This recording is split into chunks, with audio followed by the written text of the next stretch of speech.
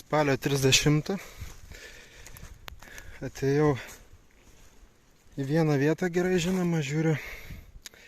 Vienąsyk mačiau, kaip čia praretinimą darė. Apvalgyti va medžiai gyvūnų.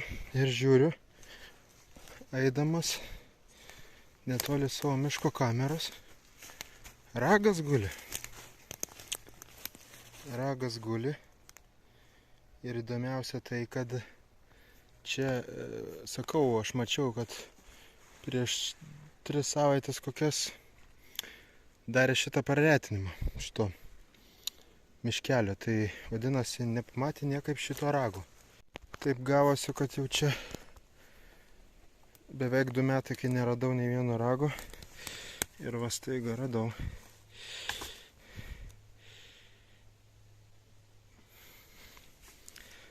Na ką, iš čia prastovėjęs nemažai. Toks paprastas, bet smagu vis tiek.